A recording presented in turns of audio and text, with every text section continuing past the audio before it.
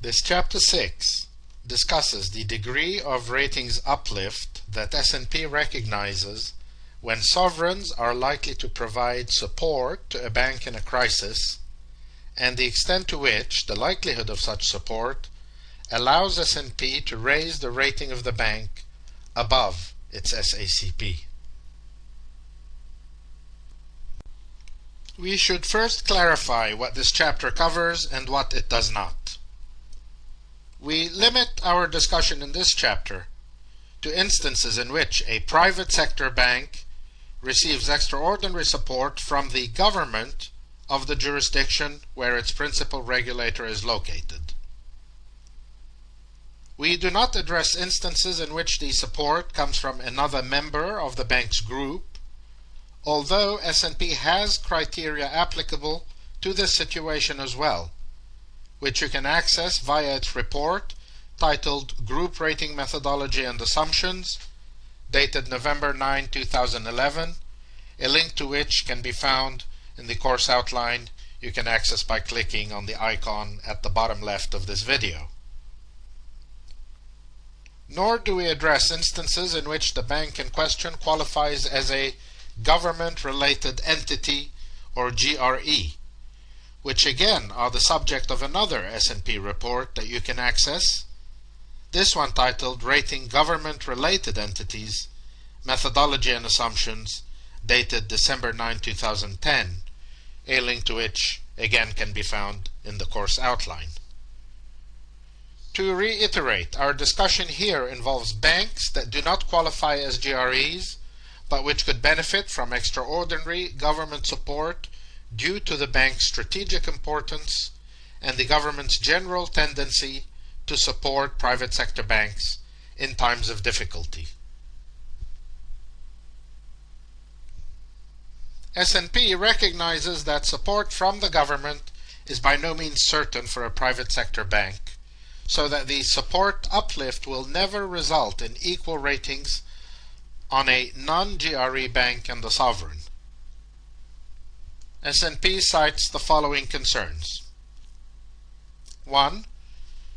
The government may not be able to support a range of banks in a countrywide financial crisis because of its own balance sheet constraints, or because an individual bank may be large relative to the domestic economy. 2. The government may be less willing to provide financial support if the specific crisis affects a particular bank rather than all the banks in the national financial system, and will have limited knock-on implications for the whole system. And 3. The government may not provide support in time to prevent a default, or may provide support that does not fully cover all creditors or even all senior creditors.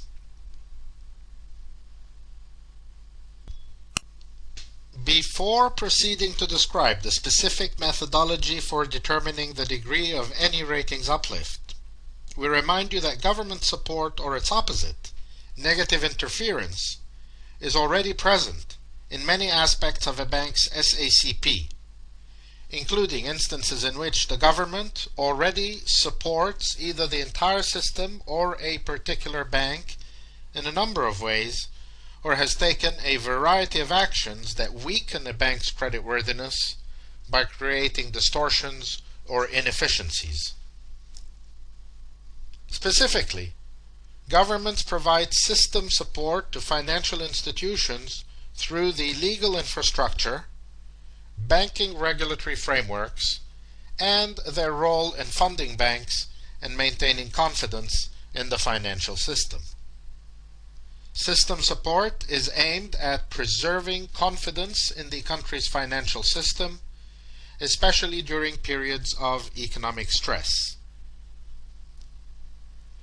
The criteria consider any support available to the wider system as system support, whether it is ongoing or extraordinary. In recent years, there have been many cases of system support that is extraordinary in nature and not ongoing. Examples are increased depositor insurance, government-guaranteed liquidity and debt programs, and the eligibility of lower quality assets as central bank collateral. The BICRA methodology assesses system support, which feeds directly into the SACP via economic risk and industry risk rating factors. Therefore, under the BICRA methodology, changes in a government's support for the country's financial system may result in SACP changes for banks with exposure to that country. The criteria also include direct support in the SACP. Governments may provide direct support to an individual bank by providing liquidity or capital injections, or by buying or insuring risky assets. These actions may lead to a strengthening in the bank's standalone credit characteristics. The criteria aim to quantify this direct support and factor it into the relevant rating factor, capital and earnings, risk position, or funding and liquidity. Direct support is included in the SACP once the government has made a commitment to providing it. The criteria treat government support as committed when it has received the appropriate political approvals, such as from Congress or Parliament. Turning to government interference, this can take the form either of direct lending for political purposes or the creation of market distortions. The first of these, directed lending, arises when governments intervene via ownership or regulation or simple moral suasion and direct banks to lend to particular sectors or borrowers. This type of intervention is a negative rating factor for the SACP and is reflected under the business position rating factor we discussed in Chapter 5. According to S&P, lending based on the bank's assessment of the borrower's ability to repay will generally lead to fewer credit losses than lending based on a government's directions. Market distortions are a consequence of the influence governments can exert on the nature of competition in a banking market. Government-owned or controlled banks can compete on uneconomic terms, forcing a structurally low margin environment across the sector.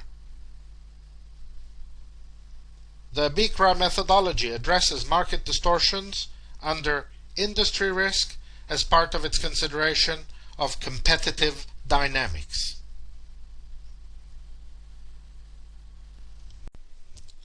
We turn now to instances in which a bank is assessed to have a reasonable likelihood of receiving future extraordinary support from its sovereign during a crisis.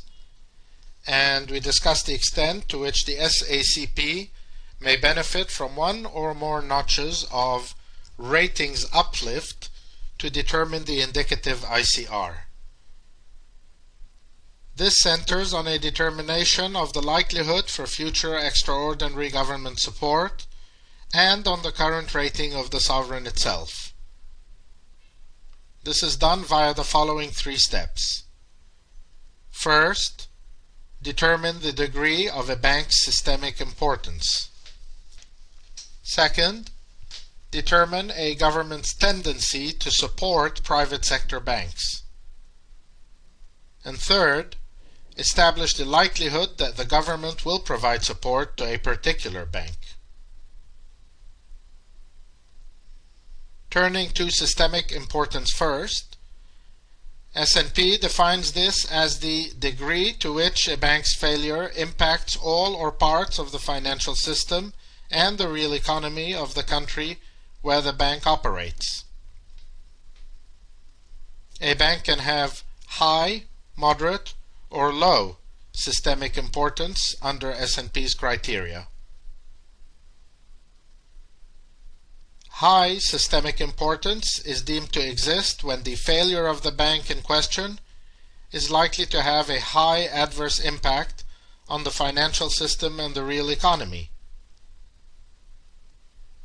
In particular, a bank has high systemic importance if a default on its senior unsecured obligations is likely to weaken the country's financial system, limit the availability of credit for the private sector, and trigger a significant financial stress at several other financial institutions. Although size is not the only determining factor, a bank with high systemic importance will usually be one that maintains a substantial market share, typically more than 10%, particularly in retail banking, and that has a leading position and brand recognition in the country. High systemic importance is also a factor of the level of interconnectedness or linkages of a financial institution with other parts of the financial system. For example, the bank may be a significant counterparty within the country and international financial system, or play a critical role in the national payment system, such that its failure will lead to a loss of confidence in the financial system and significant losses among other counterparties in the market. Finally, a bank may have high systemic importance because no other institution can step into its key role in the economy if it fails.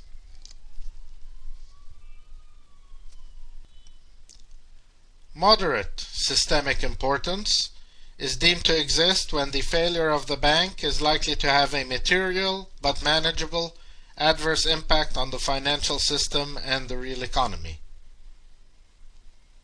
In particular, a bank has moderate systemic importance if a default on its senior unsecured obligations is likely to lead to disruption in the provision of financial services to a specific region or sector of the economy. Banks with moderate systemic importance may also be leading providers of politically sensitive products, such as residential mortgages. A classification of moderate systemic importance for a bank means that if it fails, other counterparties are likely to take on the failed bank's market role. Finally, low systemic importance is deemed to exist when the bank does not fit the criteria for high or moderate systemic importance. The majority of banks in the banking industry are likely to be in this category unless the market is particularly concentrated. Step 2 in our 4-step procedure requires us to assess the tendency of the relevant government to support private sector banks, which of course can change over time and across countries. The table beginning to appear now classifies the capacity and willingness of sovereigns to support failing banks during a crisis via the categories highly supportive, supportive, and uncertain. The considerations that facilitate this classification are the following. 1. How explicitly the government has stated any policy to support financial institutions, and whether this applies even in the case of a bank-specific crisis rather than a systemic one. 2. What kind of track record the government has of supporting financial institutions during crises, and whether this has included protection from loss for senior creditors. 3. Whether the sovereign has sufficient financial resources to support banks and a reasonable framework in place for monitoring its risk to the financial system. 4. Whether the sovereign tends to provide support directly or to organize or encourage a market-led solution where possible. 5. Whether the government has existing authorization to provide support or needs to obtain the approval of Parliament or supranationals such as the EU or the IMF. And 6.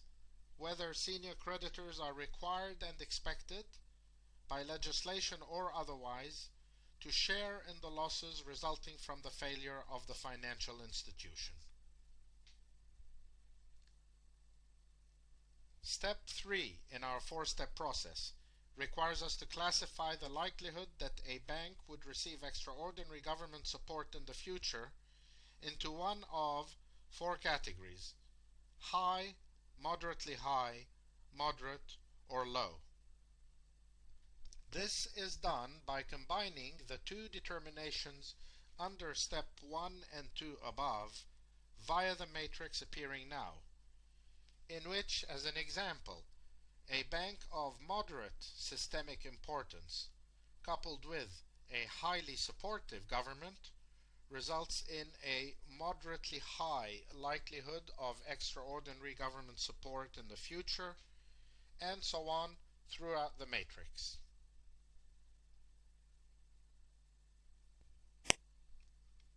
We are finally in a position to establish the so-called indicative issuer credit rating, or ICR, by combining the SACP on the bank with the rating on the sovereign by means of 3 tables that will appear very shortly, each of which applies in accordance with whether the likelihood of extraordinary future support has been determined to be high, moderately high, or moderate pursuant to the immediately preceding matrix. We must unfortunately truncate these tables in the interest of space, so we limit them to the circumstances that are likely to apply to the majority of banks and sovereigns around the world. The table to apply when the likelihood of future support is high appears now and is self-explanatory. Thus, for example, an SACP of BBB+ combined with a AAA government local currency rating gives rise to an indicative ICR of A+, while an SACP of B+ combined with a BBB+ government local currency rating gives rise to an indicative ICR of BB+. This next truncated table applies in instances when the likelihood of future support is merely moderately high and is equally self-explanatory.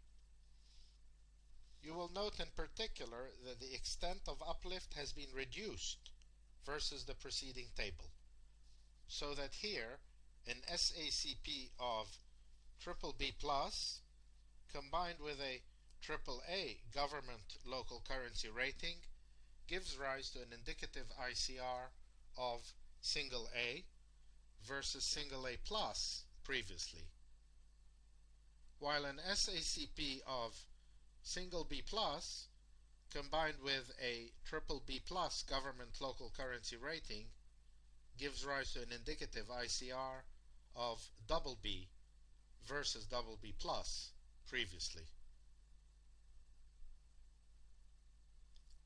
This third and final truncated table applies in instances when the likelihood of future support is only moderate. You will note again that the extent of uplift has been reduced further versus the preceding tables, so that here an SACP of BBB+ combined with a AAA government local currency rating gives rise to an indicative ICR of A- versus A+ and A previously, while an SACP of B+ combined with a BBB+ government local currency rating gives rise to an indicative ICR of BB- versus BB+ and BB previously. banks with a low likelihood of support do not benefit from any support uplift, so end up with an indicative ICR equal to their SACP.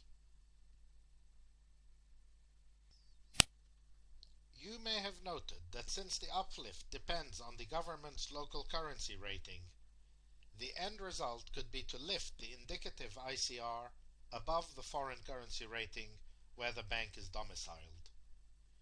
S&P emphasizes that this will rarely be the case in practice, given that banks are highly leveraged institutions that are dependent on the sovereign government for liquidity and other forms of support, and also given that the sovereign's regulatory and supervisory powers may restrict the bank's or financial system's flexibility.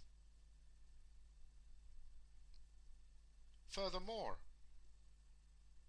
sovereign stress can cause a sharp deterioration in a bank's asset values, more expensive foreign currency liquidity, shortages in local currency liquidity, a harsher regulatory environment, mandated changes in credit terms, higher taxes, and declining public services.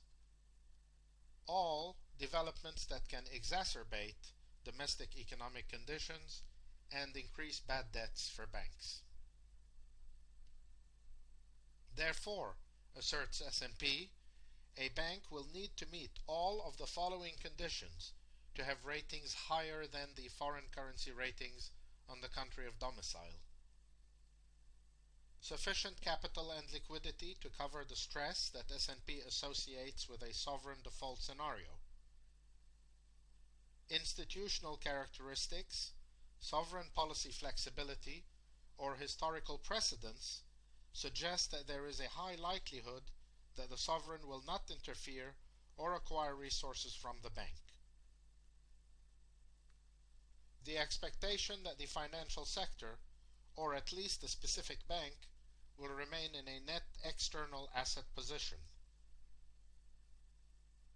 Little loan or other asset exposure to the sovereign or the wider public sector, and an expectation that this will not change.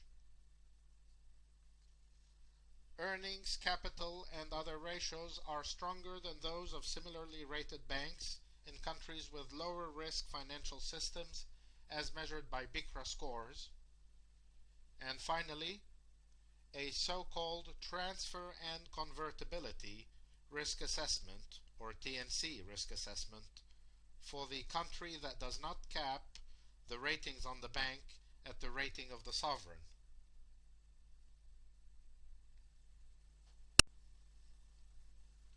To explain the last bullet point, S&P's TNC risk assessments reflect S&P's view of the likelihood that a sovereign might restrict access to foreign exchange that a non-sovereign needs to satisfy debt service obligations.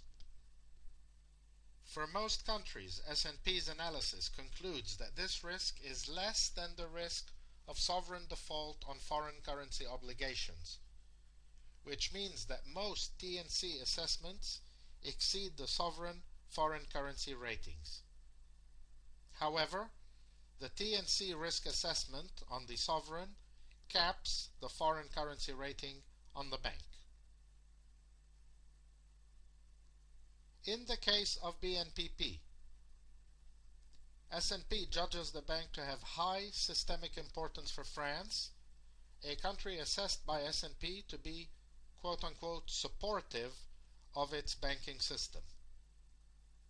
This gives rise to a one-notch uplift from the SACP to generate the bank's long-term rating, a point we will revisit in just a minute.